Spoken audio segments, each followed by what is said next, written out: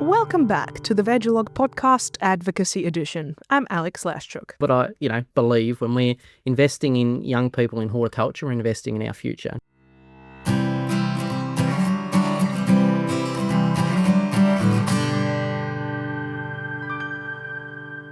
The next generation of horticulture is already taking root, and they're bringing more than just fresh ideas.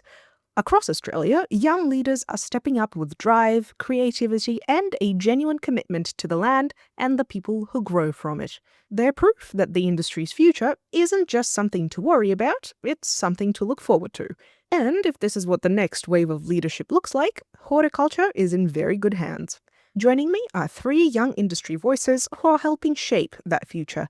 Rashan Walia, junior agronomist at Bulma Farms in Victoria, who's helping deliver sustainable, high-performing crops through science and teamwork. Erin Cranwell, post-harvest manager at A.E. Cranwell and Sons in South Australia, where she oversees marketing and compliance across her family's business. And Dylan Bellchambers, field officer at Harvest Moon in Tasmania and 2024 Woolworths Tasmanian Young Farmer of the Year, working across seed to harvest and post-harvest operations to deliver premium crops from the ground up.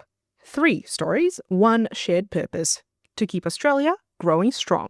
First up, I ask each of our guests to introduce themselves, starting with Erin. I come from a 5th generation farming family in South Australia. Our business, A.E. Cranwell and Sons, where Sons is actually my grandfather. So I'm the great-great-granddaughter in that scenario. We specialise in Brussels sprouts, but we do also grow carrots, potatoes, and a few broadacre cereal crops as part of that rotation. So I grew up on the farm, and one of my earliest memories was probably sitting in the front window of a converted cotton picker. So it would be like 5 or 6 a.m. with Dad, would be out there spraying with like the sunrise. So I was amongst it from a young age. I spent every school holiday out there helping Dad, whether that was passing him tools as he needed to fix something, or I was transplanting seedlings with the rest of the family, or I was grading Brussels sprouts in the packing shed. So then after high school, I actually just joined the business in the packing shed area. So I worked my way through operating the different production lines alongside my uncle and other family members. That started with that hands-on experience where I eventually has led me to where I am today, which is managing the entire post-harvest operations side of the business, with looking after the marketing and the compliance as well that comes with it all. Rashan comes from a slightly different background, bringing her own perspective to the conversation. I was born in Punjab, India, where farming is part of your everyday life. And back then, we didn't really think farming as a form of career. And I always wanted to be a doctor. So I moved to a boarding school when I was in grade 4. And I've been fascinated by science, when I was little. But over time, I think I had a pull back to my roots. And that's when in 2019, I came to Australia to do my bachelor's in agriculture sciences. And I just fell in love with what Australia has to offer. The innovation, the diversity, the potential here it's incredible. And Dylan, well, agriculture runs in his blood as well. The horticulture journey started from a very early age. I grew up, fortunately, on my uncle's mixed cropping and livestock property. So around that, got some exposure then, and still lives on the farm today. And I guess that's really love veggies. Livestock aren't as much my thing, but as an agriculture whole, still very passionate about what I do. But found myself now in probably a niche sort of in onions. Sort of probably one of my favourite crops to grow. Have been across a few brassicas, carrots and other things in my time. But yeah, that's sort of where I've ended up, all started from that early beginning. We move on to what it's like being a young person working in horticulture today. The traditional knowledge, and especially in our industry, it's like mining gold. You can get so much out of people who have done it for a very long time. And it's for me personally, like I have learned a lot since I've been at Bulma Farms, and I've learned from these established leaders who have been in this industry for a long time. Erin, who works in her family business, talks about the importance of respecting the older generation. It's very special to be able to see the generations pass on and then give that respect back to, my grandpa and my uncle and dad with what we do. So, I was taught from such a young age that you need to work to, be have a future and build that life that you want. And from there, like me and my brother capitalized on that opportunity.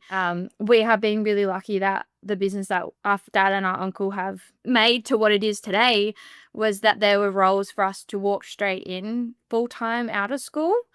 But again, like it wasn't pretty roles. Like I spent 5 years in the packing shed grading Brussels sprouts, and yeah, we've just worked hard taking the opportunity. And in her experience, once that respect is earned, it flows both ways. And I suppose through that, we've gained the respect from our dad and our uncle to let them trust our decisions now.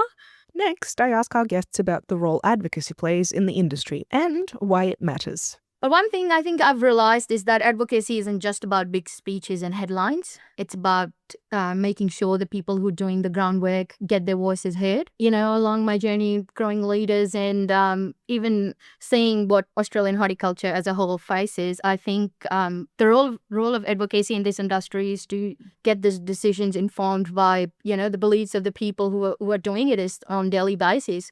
Because at the end of the day, they know best. They know what's good and bad for them. But it's not all about the challenges. I think that, you know, advocacy is not about complaining either. It's about putting forward constructive and practical solutions that will make our industry more like viable and sustainable for us. Because I think at the end of the day, we need to ensure sustainability of our businesses. You know, well, it's about making it simple for us, because if growers aren't here and growers aren't supported and we're not advocating for our growers, like what is this industry going to be?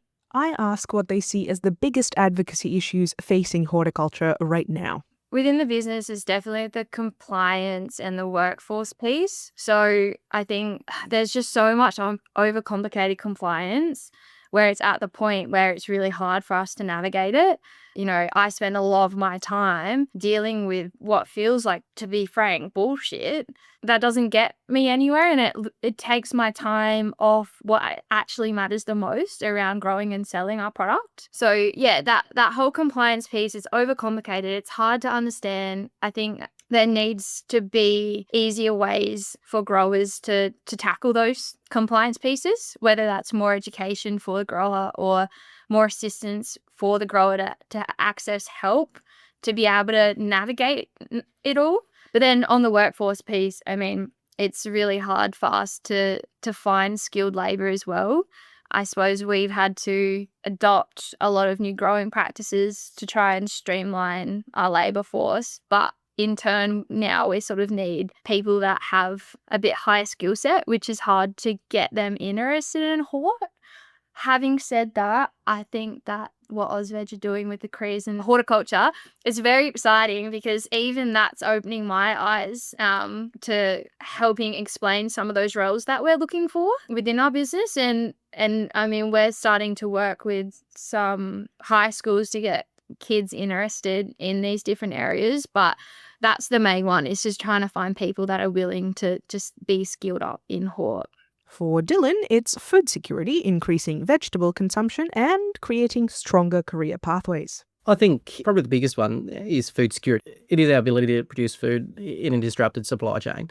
We rely heavily here in Australia on a lot of imports to produce food. So we're at risk, and I guess because we're so geographically spread, there's risks at all levels. But what I would say, essentially, where we need to go is we need to do more with less. Whether it's how we can grow more things with what we've got. But I guess there is innovation coming through in spades, whether it's new research or existing stuff. I think we're on the forefront of nearly the next industrial revolution where horticulture's at right now, in the sense of how quickly technology change and our ability to produce healthier, more nutritious food more efficiently is coming. Also, we need people in the industry. You know, we need to make sure they've got those career pathways. You know, we need them to think about joining agriculture and horticulture. So back to the consumer education piece. Not only that, of course, right now, you know, we've got declining vegetable and fruit intakes. Lifting that through education, I think, is critical so they can appreciate where it comes from. Of course, the health benefits. You know, we've got the great work of the Plus One Serve campaigns doing really truthing some facts there. Loving that, but we need that at more level. We need investment in that type of those projects.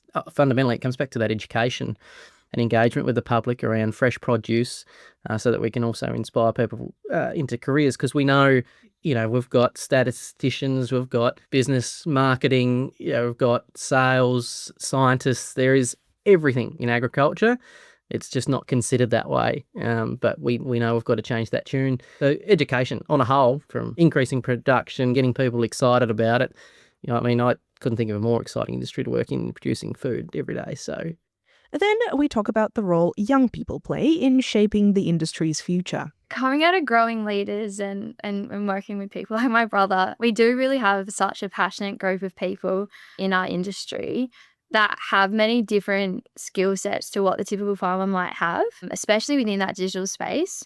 Being able to tell our stories and connect, I think it's important just to keep pushing through the barrier of what the older generation don't agree with, keep challenging that and prove to them that our ideas do make a difference, because I think we are seeing it, especially with people like Eliza Seymour, the veggie scientist, like the traction that she's getting within the industry from putting herself out there. We just need to keep persevering and challenging that different perspective. I think for young people, what comes next is just really getting out there and showing what we can do, because I see us as a bridge between innovation and traditional knowledge. It's actually basically like bringing that fresh perspective, bringing that fresh ideas, bringing that new energy with you, and then, respecting what's already there, and then combining the two and then putting it out. And working here at Boomer Farms, and I've been really fortunate. I have actually experienced that, and it takes you a long way, because people have done it for a long time. They know what works and what doesn't, but also they're open to new ideas. They're open to your perspectives, the way you see things, or the way you want to take to a certain path. Dylan shares his advice for other young people starting out in horticulture. I've been fortunate to be afforded a lot of opportunity. I've just taken the opportunity and ran with it. And I guess that's what I'd encourage everyone else to do. You don't know what you'll get out of it. And I think the biggest thing out of all the things you may do is the people you meet and that network. That couldn't be more important, particularly in what is such a small industry. So I couldn't encourage young people enough to get out there and just take the opportunities. You'll learn and grow in ways you didn't think you could, and how that helps you be better in life, in your career, but also find things you maybe didn't know you was passionate about, and you find, sometimes you find your niche and your area you want to go into, and all, or you meet somebody that leads you into that, or there's all these things. So that's probably the biggest bit of advice I have. And finally, the magic wand question. If our young leaders could change just one thing about the vegetable industry overnight, what would it be? What I would really like to see is, I think, young people feeling that they can be part of our world, and, getting that dream into reality. I think I would want to see opportunities where we could get real hands-on work, or programs where we could learn, grow, fail without the pressure, because young people want somewhere where they feel comfortable enough to take initiative. And I think if that's what we get offered in early stages of a career, I think it would take us a long way.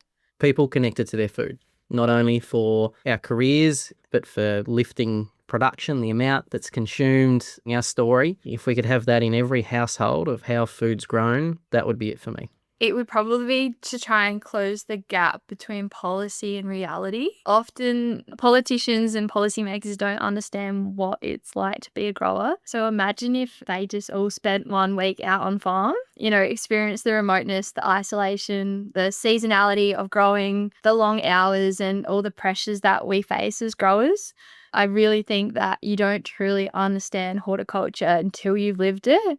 So what better way to show the community when you're in those positions of power that you have experienced it and you do understand it? I think that it would really help us move in that right direction.